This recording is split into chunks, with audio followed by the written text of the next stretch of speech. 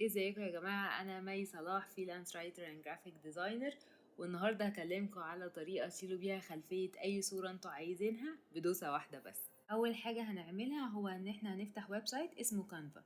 والويب سايت ده يا جماعة مهم جدا لأي جرافيك ديزاينر مبتدئ أو أي حد مش ديزاينر وعايز يبريزنت شغله بطريقة كويسة.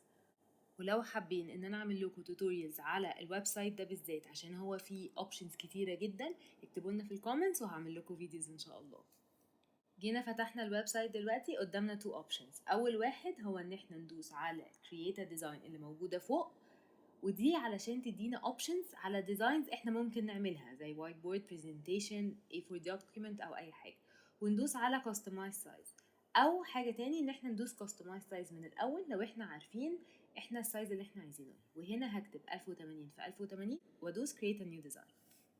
بعد ما دوسنا هتفتح لنا صفحة بالشكل ده.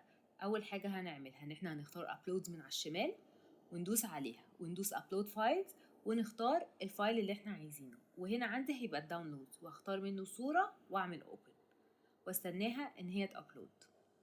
اول ما الصورة اتعمل لها ابلود هدوس عليها مرة واحدة بس هتتفتح لي كده في الشاشة البيضاء. في العادي انتوا مش محتاجين تكبروا الصورة، بس انا هنا هكبرها عشان يبان اللي انا بعمله. وبنكبرها عادي من الجناب من غير ما نحتاج ان احنا ندوس شيفت ولا اي حاجة، مش هتبوظ.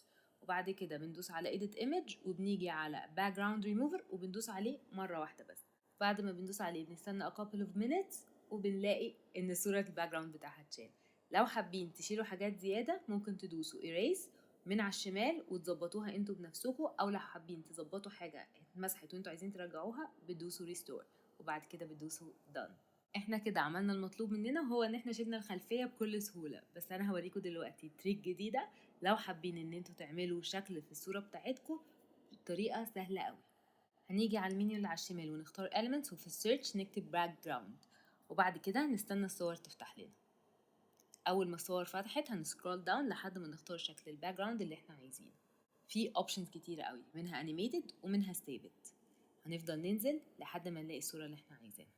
بعد ما نختار الصوره هندوس رايت كليك علشان نخليها تبقى في الخلفيه ونعمل ساند تو باك وبعدين نكبرها على الشكل اللي احنا عايزينه. وبعد كده نظبط الصورة بتاعتنا عشان تبقى متناسقة مع الباك جراوند اللي احنا حاطينه. وكده احنا غيرنا الخلفية وشلناها بخطوة سهلة قوي. بس خلي بالكم انتوا علشان يبقى عندكم الاوبشن ده متاح في كانفا انتوا هتحتاجوا ان انتوا تعملوا سبسكريبشن. بس نصيحة مني، كانفا من الويب سايتس اللي لو عملتوا فيها سبسكريبشن عمركم ما هتندموا. واحلى حاجة فيه ان انتوا سواء عملتوه على الديسكتوب او الموبايل او الايباد باختلاف الاو اس اللي انتوا بتستخدموها، هو سبسكريبشن واحد مش محتاجين تعملوا اكتر من كده. لو عجبكم الفيديو ما تنسوش تعملوا لايك وتعملوا له شير عشان يجوا فايرال، وتكتبوا لنا في الكومنتس لو عايزين توتوريالز اكتر عن كانفا. وما تنسوش تعملوا سبسكرايب وتفعلوا زر الجرس علشان يجيلكوا الفيديوهات الجديدة. شكرا، باي باي.